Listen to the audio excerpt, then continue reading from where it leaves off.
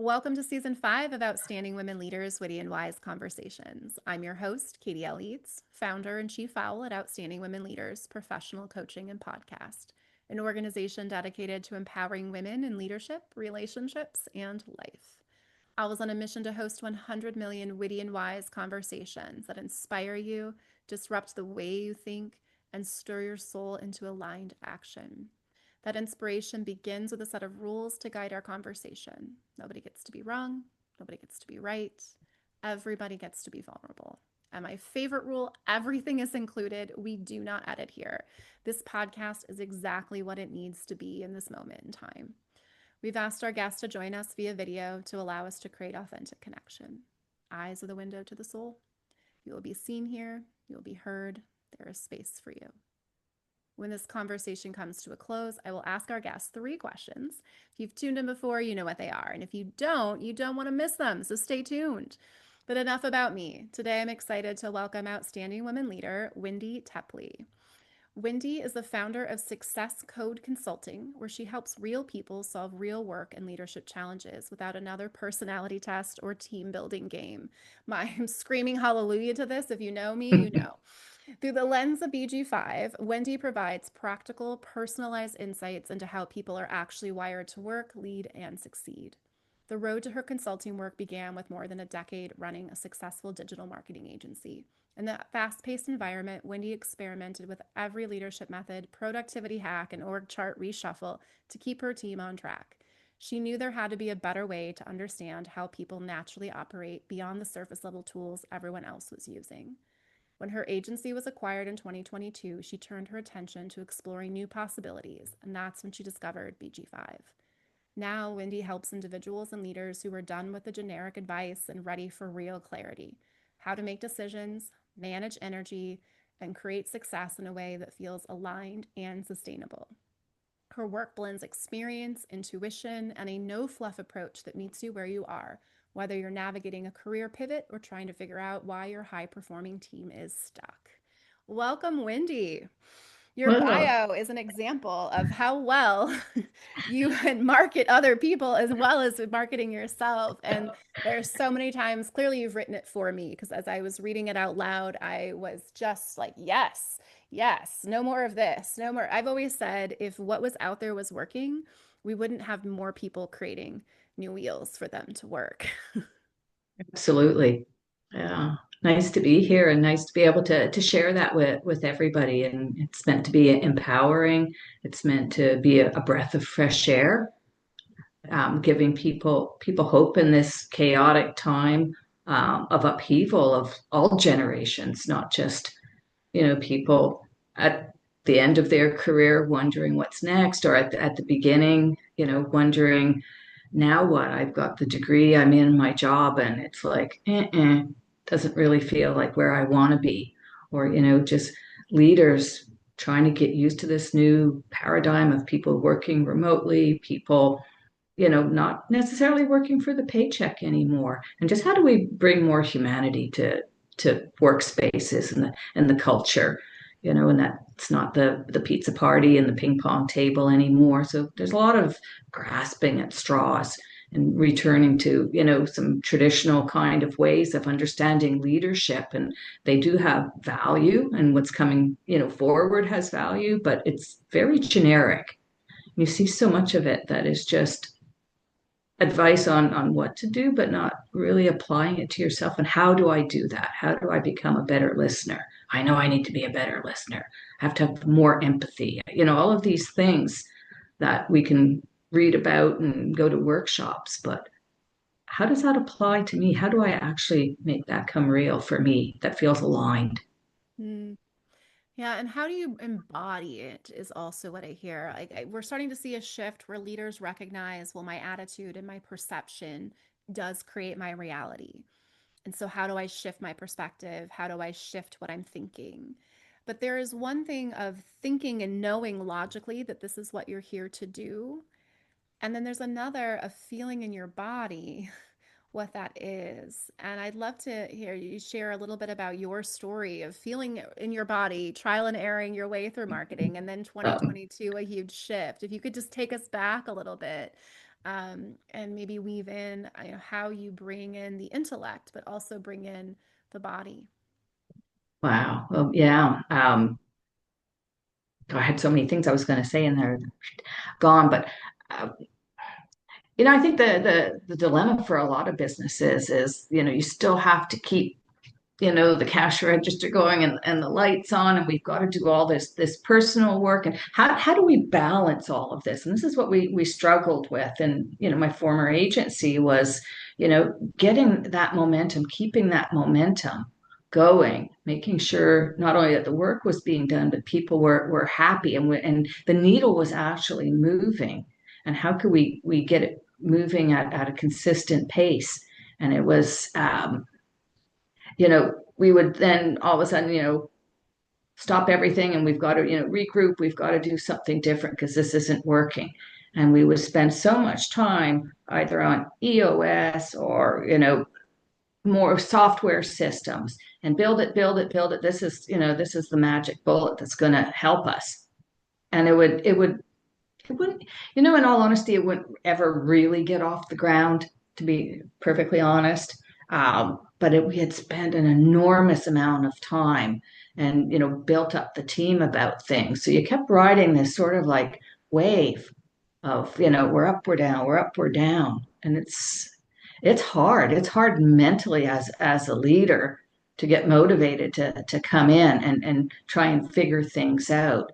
And like I said, in my bio, I knew there was some things that just didn't feel right, but I didn't have the knowledge I have now that I should have stepped up and said something as a leader, that I had so much leadership.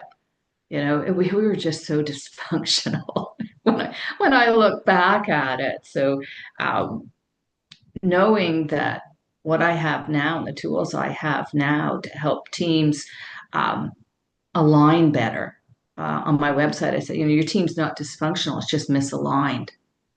Because that's what ours was. That was the big thing. We had a lot of talent, but we were misaligned, and we kept just shifting the pieces, and it never really fell into lockstep that we were all on the same page. And I started to hate, and I still really don't like that. We got to get on the same page. How do you do that though? Is it another test? Is it another process? You know, um, so this is what kind of led me to this journey after we got acquired, of just stepping back, and actually, human design and BG5 found me, um, and my intuition, which couldn't put a label to it at that point, but it wasn't very quiet, actually, like intuition is. It went, wow, this is what you need to do. Like I had no choice almost in it.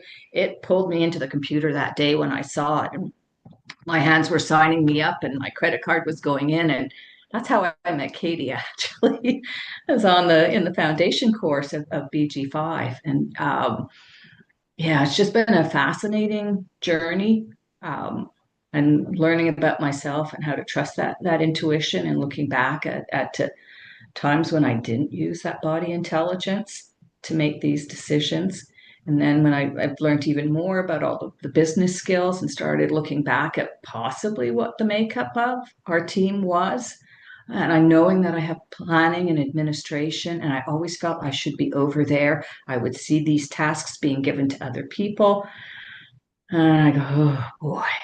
And I just knew I could do them better, but I had no past reference to say, I've done it before, let me do it, let me take over that. But I just knew I could do a better job in that. And, knowing I have capacity too, which is, anyway, these are all PG5 terms, but knowing that I have that capacity where I should have been used, and knowing that we probably didn't have vision on our team. Mm. And yet my business partner, who, he was the visionary, we had a lot of goals, and the goals kept changing. That's not vision. And I've only learned all of this now that I have a framework of looking at what a small group really needs to succeed in business. What are those skills? And where are the gaps, and what happens when there are gaps? So this is what I'm I'm living and working every day and loving it. Yeah, one of your skills is pattern recognition. What do you notice about some of these gaps and skills and misalignments that you talk about? Any common threads that you see? What are I don't know if I see a pattern as uh, I'll find the pattern, but it's a lot of it's just very surface.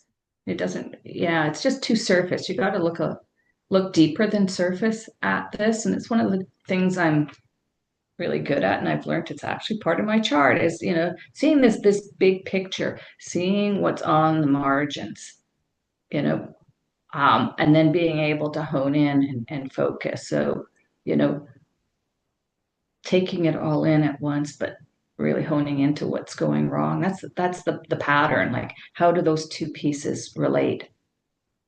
And Yeah. where can we, let's fix what we need to.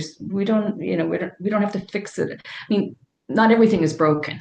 And I think that's what happens too often is that there's knee jerk. And it's like, we've got to do something that, we got to turn the tide. We've got to, steer the ship in another direction. Uh, and they just keep piling.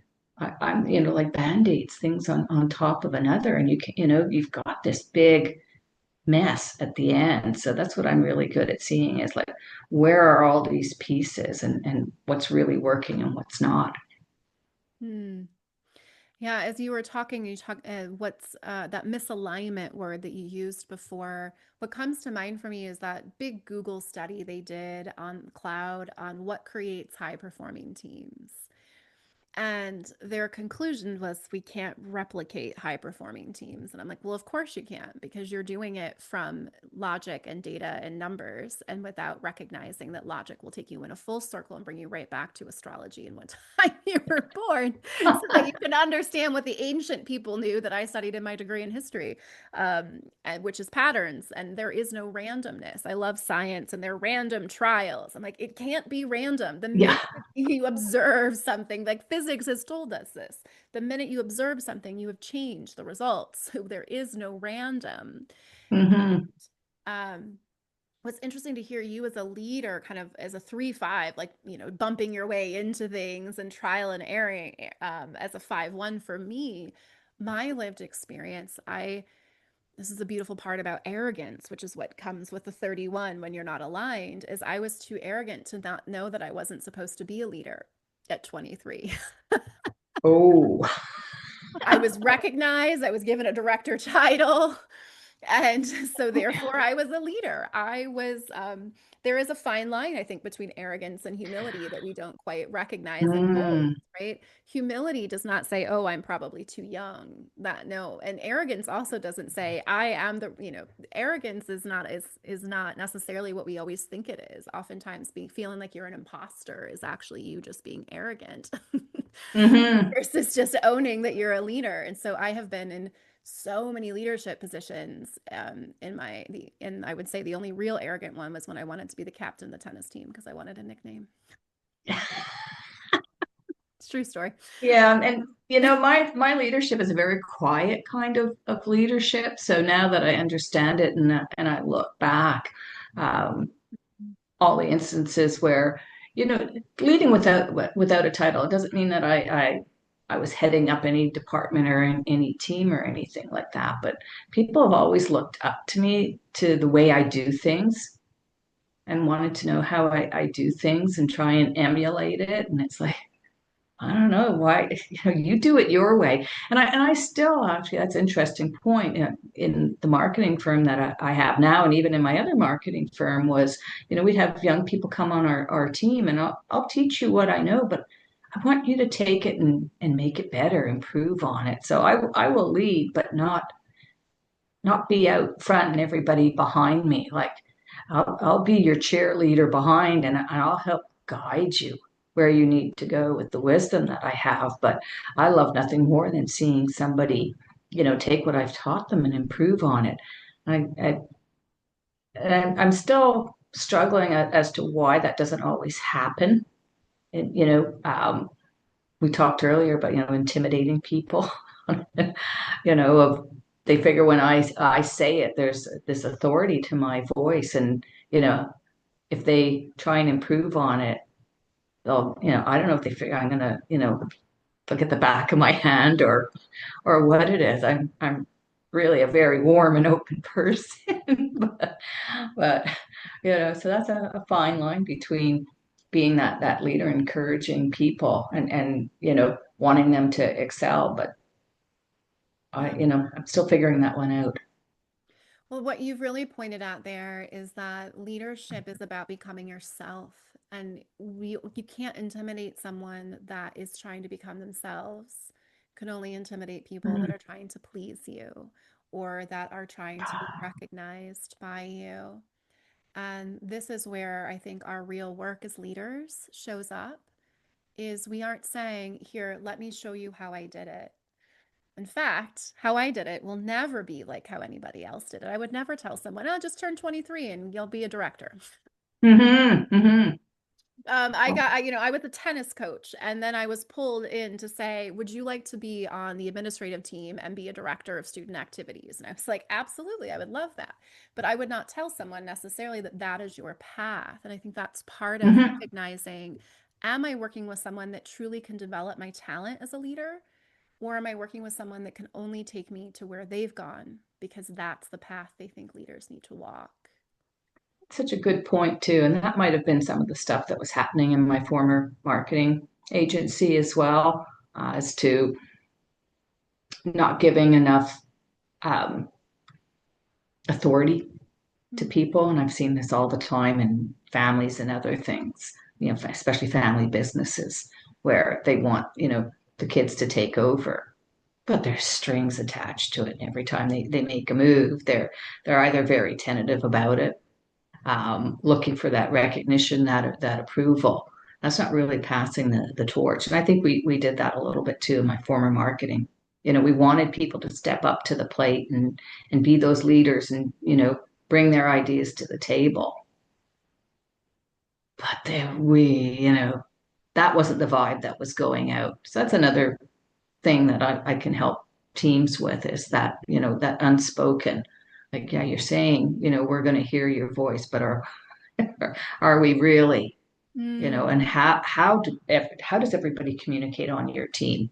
Making sure that we're not whitewashing that. Yeah, we're all on the same page. We're all, marching the same way. Yeah, but we're all individuals. So how do you make that all work and keep that individuality? mm. Anything you've noticed on, you mentioned that it's all surface level. Anything you've noticed that really sort of moves it into actual alignment versus just a surface level? In teams, leaders, I'm Yeah. uh, understanding themselves. That's where it all starts.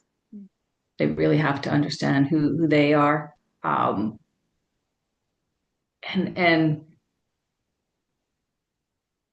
um, and it's not as big a challenge as you think. I want people to be really open when I talk about their chart with them and what I see in it. It's a journey. Be open to it, because there's a lot of good. It's all good, actually. There's not a lot. It's all good. Let me take that back. I've worked with some people. One recently where he's 52 and he'd been told, well, they didn't have ADHD diagnosis back when he was a young kid. His mother had turned around and told him he was stupid. He had been told he was an introvert. He's trying to be a coach now. He left corporate in a kind of an IT job and is going into more, coaching, philosophical coaching. And I looked at his design and he was skeptical, but he said, okay, let's do this. Sat down, just did very surface on his design. And at the end, he turned to me and he says, "This feels like me." It was so rewarding to have somebody actually look at their design. And this is what he's been probably suppressing because he was told he was stupid, he was introverted. He's got a lot of individuality in his design, but he's got a work life theme of love. Um, yeah, he just had so many things that lead into what he's trying to do. And it just, explaining how his energy works. And he's in the same co-working space as I am. And I see him, he's come out of his little cubby hole and he's starting to implement them just really quietly. He's not coming up to me and saying, it's working. But it's so rewarding to see people kind of like exhale, like this is me, almost want to, pick it up, embrace it like a stuffed animal, it's that child in them. Finally, at 52, sort of seeing what I could see in the chart. And it was just from, his birth date, birth location, birth time. It's blows people's minds. And this is the understanding of the patterns. Like nothing happens in a vacuum, even though we've tried to create vacuums, which is why Google could not replicate their study because they didn't study energy systems. They studied traits. Mm-hmm. Yeah. Yeah. It's complete energy when that we are. And when you bring two people together, when you bring a group of three together, what happens? Yeah, it's really fascinating for people to start looking at it at that way. So you got to take them small steps into it, because it is totally a different way to look at leading and bringing teams together and working with people. Yeah. But its time has come. It's more than overdue to have a kind of shift that's happening right now. Wendy, I could talk to you all day. As always, I will talk to you again, hopefully offline. But to wrap up today, what is your superpower? Oh, what is my superpower? My intuition. Is that good enough? Yeah, yeah. It really is. What's your purpose?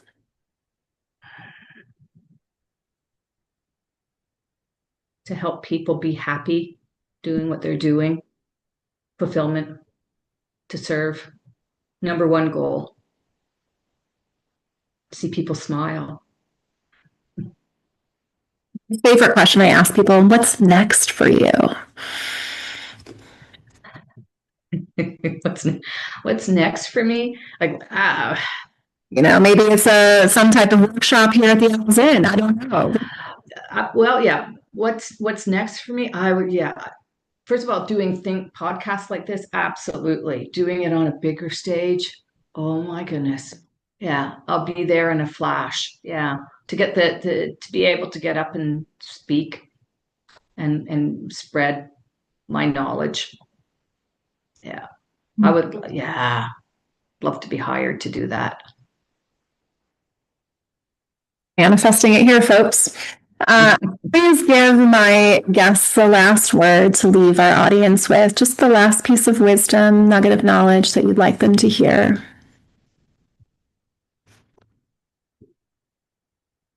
Everything has a season. We have to be patient.